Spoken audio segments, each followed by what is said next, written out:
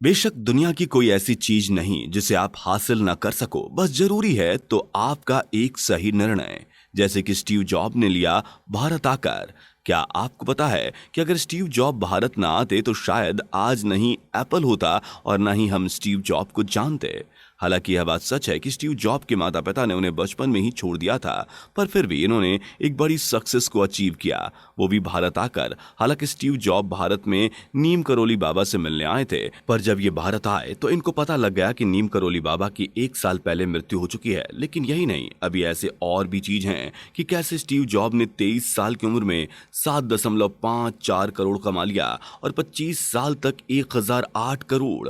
आखिर कैसे किया इतनी बड़ी सक्सेस को अचीव? आखिर स्टीव जॉब ने भारत में क्या सीखा? आइए शुरू करते हैं Steve Job life story. John स्टीवल नाम की एक लड़की ने अपने कॉलेज के दिनों में ही 24 फरवरी साल 1955 में सैन फ्रांसिस्को कैलिफोर्निया में स्टीव जॉब को जन्म दिया। इनके पिता अब्दुल फतेह जंदाली ने इनका नाम अब्दुल लतीफ जंदाली रखा। स्टीव जॉब के जन्म के समय इनके माता पिता की शादी नहीं हुई थी। माता पिता अलग अलग धर्म के थेसीज के कारण उन्होंने फैसला लिया कि वो स्टीव जॉब को किसी अच्छे परिवार में गोद देंगे। इसके बाद उन्होंने पॉल जॉब्स, जो कि एक मैकेनिक थे, और इनकी माता क्लारा जॉब्स, जो कि अकाउंटेंट थी, इन लोगों ने स्टीव को अडॉप्ट कर लिया। जॉब्स को अडॉप्ट करने के बाद पॉल एंड क्लारा ने 1961 में माउंटेन व्यू कैलिफोर्निया में बस गए। इस समय जॉब महज 6 साल के थे और इनकी रोजमर्रा की जिंदगी बहुत अलग थी। इनको बचपन से इलेक्ट्रिकल चीजों में काफी रुचि थी, क्योंकि जॉब्स के पिता एक मैकेनिक थे और जॉब्स को थोड़ा बहुत इलेक्ट्रॉनिक्स का काम सिखाते थे, और यही इनके रुचि का एक बड़ा कारण बना। कुछ समय बाद स्टीव ने अपनी प्राथमिक शिक्षा के लिए मोंटा लोमा स्कूल में एडमिशन ले लिया। इसके आगे की शिक्षा Cupertino junior high school, Homestead high school में प्राप्त की और सन 1972 में उच्च विद्यालय के स्नातक स्तर की पढ़ाई के बाद जॉब्स ने ओरेगन के रीड कॉलेज में दाखिला लिया, जो कि उस समय वहां का एक नामी और महंगा कॉलेज था, क्योंकि स्टीव जॉब के माता पिता इनको एक अच्छे कॉलेज में पढ़ाना चाहते थे।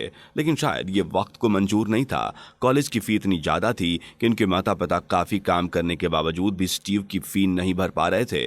अपने माता पिता को कष्ट में देखकर स्टीव जॉब्स को बहुत ही बुरा लगता था और वो अपनी कॉलेज की फी भरने के लिए वीकेंड में कोक की बोतलों को बेचकर पैसा इकट्ठा करते थे।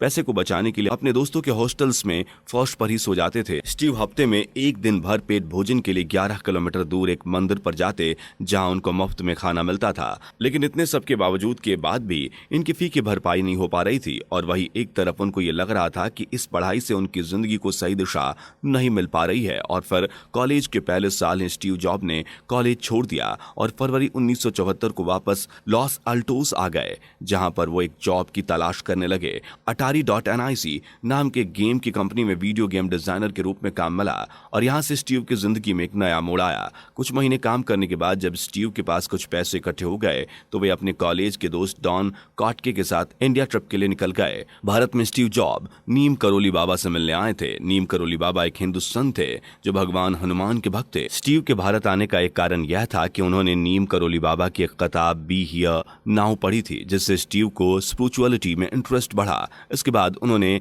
कृष्ण मंदिर में जाना और स्पिरिचुअलिटी की किताब पढ़ना शुरू किया।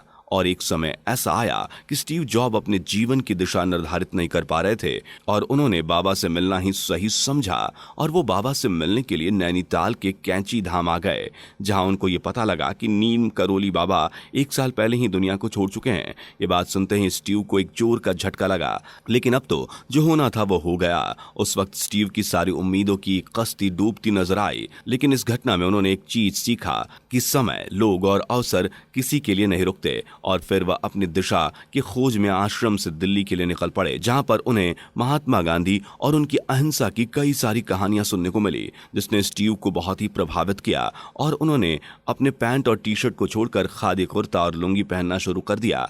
महात्मा गांधी की कहानियों ने स्टीव में कई सारे बदलाव लाए। उनके नजरिया और सोच सबसे अलग हो गई। वक्त की बात है, जब स्टीव एक शाम मार्केट से गुजर रहे थे तो उन्होंने भारत की गरीबी को देखा। कैसे लोग के मन में आशाएं हैं। उन्होंने सीखा कि जब हम बिल्कुल अकेले होते हैं, हमारे पास कुछ नहीं होता, फिर भी हम उसमें एक आशा और उम्मीद को ढूंढ सकते हैं। लेकिन अभी ये बातें यहीं खत्म नहीं हुई। वे उसके बाद हिमालय की पर्वतों पर निकल पड़े, जहां उन्होंने मेडिटेशन को सीखा और बुद्धिज्म को अपनाया। ऐसे स्टीव ने 7 महीनों तक अलग अलग चीजें सीखी और एक नई उम्मीद के साथ अपने दोस्त को लेकर अमेरिका के लिए रवाना हो गए।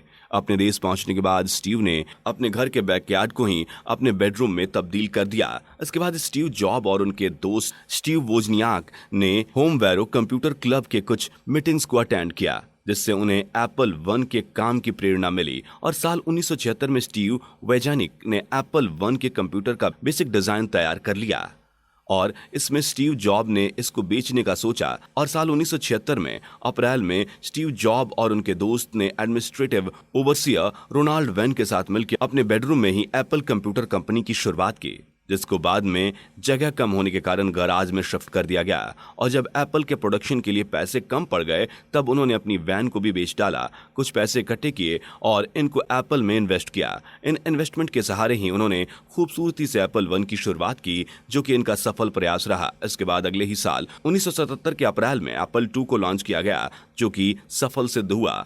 इसको मास product macro computer product in the world का खिताब दिया गया। सब कुछ सही चल रहा था कि अचानक वक्त ने बाजी पलटी और उस वक्त के एप्पल के सीईओ जॉन स्कूली ने स्टीव जॉब को खुद की कंपनी से ही बाहर का रास्ता दिखा दिया, जो कि इनकी जिंदगी का एक बेहद दर्द भरा समय था। स्टीव जॉब के सारे सपने टूटते गए और एक बार फिर वो अपनी दिशा को निर्धारित नहीं कर पा रहे थे। लेकिन फिर भी उन्होंने अपनी ये उम्मीद आसानी से नहीं छोड़ी और एक बार फिर से उन्होंने उसी जोश और उमंग के साथ 1990 में अपनी एक नई कंपनी नेक्स्ट खोली और इनकी मेहनत रंग लाई। धीरे धीरे इनकी कंपनी आसमान की ऊंचाइयां छूने लगी और उनको एक के बाद एक सक्सेस मिलती गई और एप्पल वहीं का वहीं रह गया। फिर 1996 में कूली ने स्टीव जॉब को एप्पल में वापस लाने के लिए $427 मिलियन दिए और नेक्स्ट को भी खरीद लिया, जहां स्टीव जॉब एक बार फिर से एप्पल में पहुंच गए, जहां पर उन्होंने देखा कि एप्पल में 300 से भी अधिक ज्यादा प्रोडक्ट बन रहे हैं। उन्होंने इसमें 95% प्रोडक्ट को टर्मिनेट कर दिया, क्योंकि उन्होंने भारत में एक चीज सीखी थी,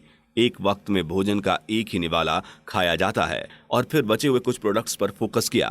फिर उस वक्त स्टीव जॉब एप्पल के सीईओ बने। इसके बाद साल 1998 में आई मैट को लॉन्च किया और एप्पल ने फिर दोबारा पीछे मुड़कर कभी नहीं देखा। इसके बाद आईपैड, आईफोन लॉन्च किया और एप्पल ने आसमान की ऊंचाइयों को छुआ और फिर कोई एप्पल के पीछे भी नहीं रहा। और 5 अक्टूबर साल 2011 को कैंसर के कारण स्टीव जॉब्स दुनिया को छोड़ के चले गए और हमने दुनिया के एक प्रभावशाली व्यक्ति को खो दिया। आशा करूंगा कि आपको ये वीडियो पसंद आई हो। ऐसे ही और अमेजिंग वीडियो के लिए हमारे चैनल को विजिट करना ना भूलें एंड वीडियो को लाइक करें और अपने दोस्तों के साथ शेयर जरूर करें।